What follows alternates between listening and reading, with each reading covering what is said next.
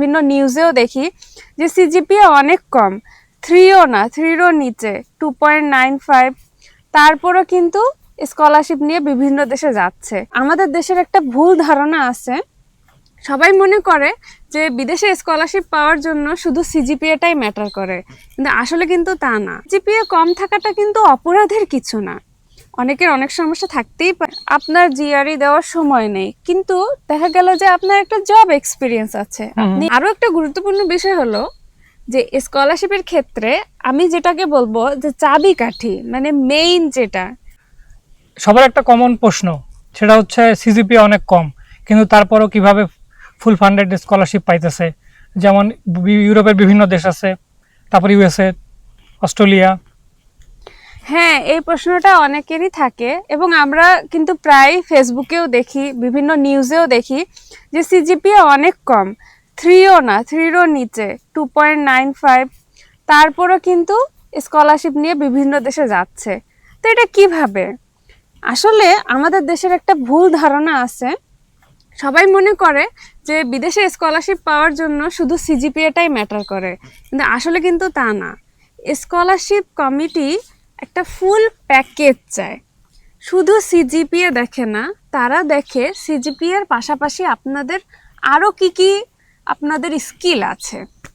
যেমন আপনার যদি সিজিপিএ কম হয় কিন্তু ধরেন আপনার একটা ভালো আইএলটিএস স্কোর আছে, অনেকের হয়তো সিজিপিএ অনেক বেশি কিন্তু তার আইএলটিএস স্কোর নেই, আপনার আইএলটিএস স্কোর অনেক ভালো, হয়তো 7-এর উপরে।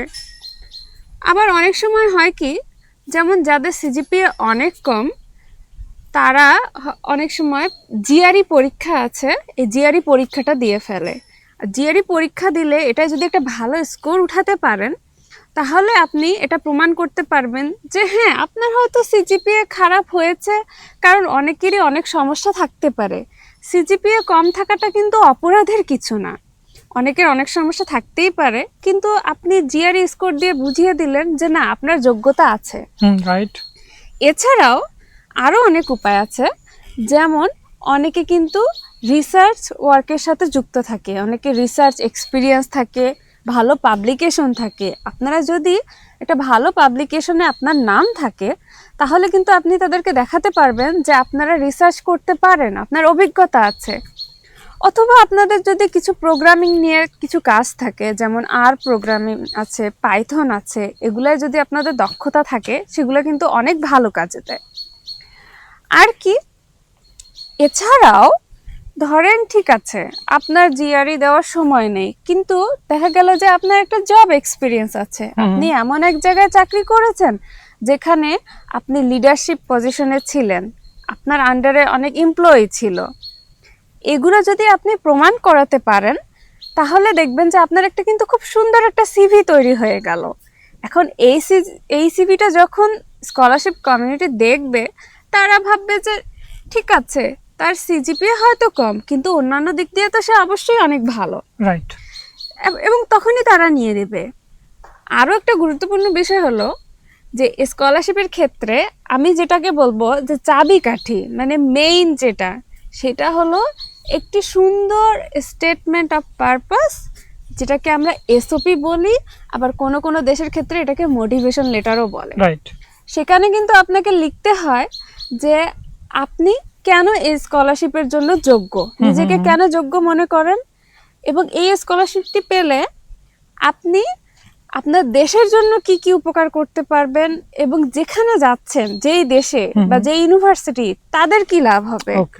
এখন এই এসওপিটা যদি আপনি সুন্দর করে সাজিয়ে লিখতে পারেন, এবং এসওপিতে কিন্তু অবশ্যই আপনার নিজের কাহিনী বর্ণনা করতে হবে। এসওপি নিয়ে আমাদের অলরেডি একটা আমাদের চ্যানেলে ভিডিও আছে, সেটা আমাদের ডেসক্রিপশনে দেওয়া থাকবে, আপনারা ওই ভিডিওটা দেখলে এসওপি নিয়ে ডিটেইলস ক্লিয়ার হয়ে যাবেন। হ্যাঁ, এছাড়াও আমি যেটা বলেছি একটা সুন্দর সিভি, রাইট, এবং এই সিভি নিয়েও আমাদের একটা বিস্তারিত ভিডিও আছে। হ্যাঁ, আমি ওভারঅল সবগুলো ডেসক্রিপশনে লিংকগুলো দিয়ে রাখবো প্রতিটা ভিডিওর, আপনারা সেখান থেকেও দেখে নেবেন, তাহলে আরো ক্লিয়ার হয়ে যাবেন। হ্যাঁ, তো আমি সবসময় যেটা বলি যে আপনারা যদি এই দিক দিয়ে নিজেদেরকে ডেভেলপ করে ফেলেন, তাহলে কিন্তু দেখা যাবে যে আপনি একটা খুব সুন্দর একটা ফুল ফান্ডেড স্কলারশিপ নিয়ে আপনার সিজিপিএ কম থাকা সত্ত্বেও, আপনার ধরুন বাজেট অনেক কম, তারপরও দেখবেন যে হয়তো আপনি পার্শিয়াল বা ফুললি ফান্ডেড স্কলারশিপ নিয়ে আপনি কিন্তু আপনার স্বপ্নের দেশে আসতে পারছেন। তো সেভাবে প্রস্তুতি নিয়ে ফেলুন। এবং আমি সব থেকে যেটা গুরুত্বপূর্ণ সেটা বলবো, আপনাকে উইন্ডো বুঝতে হবে। Right. মানে আপনি যেই দেশে অ্যাপ্লাই করতে চাচ্ছেন সেই দেশে অ্যাপ্লিকেশন কখন শুরু হয়, হুম হুম। এবং সেই অনুযায়ী আপনার হাতে আপনার গুরুত্বপূর্ণ কাগজপাতি যেমন পাসপোর্ট, তারপরে আপনার যত সার্টিফিকেটস, হুম। ট্রান্সক্রিপ্ট আছে, এবং আইএলটিএস বা জিআরই স্কোর, এগুলো সব কিছু রেডি রাখতে হবে। এবং এভাবে আপনি আগালেই আশা করা যায় যে আপনি হয়তো সময় লাগবে 1 বছর 2 বছর, কিন্তু ভালো জিনিস পেতে কিন্তু সময় তা লাগে। তো অবশ্যই। আর যখন আপনি আপনার স্বপ্নের দেশে আসবেন তখন আপনি বলবেন যে আপনার যত কষ্ট সেটা বৃথা যায়নি।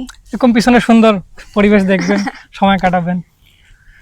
ঠিক আছে, সবাই তো ঠিক ভালো আছে, থাকবেন। জি, আল্লাহ হাফেজ। আর আপনাদের কোনো প্রশ্ন থাকলে অবশ্যই কমেন্টে লিখবেন, আমরা রিপ্লাই করে দিব। ধন্যবাদ।